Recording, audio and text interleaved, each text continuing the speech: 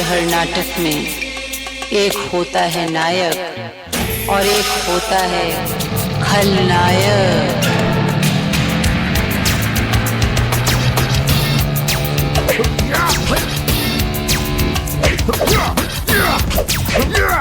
Yeah!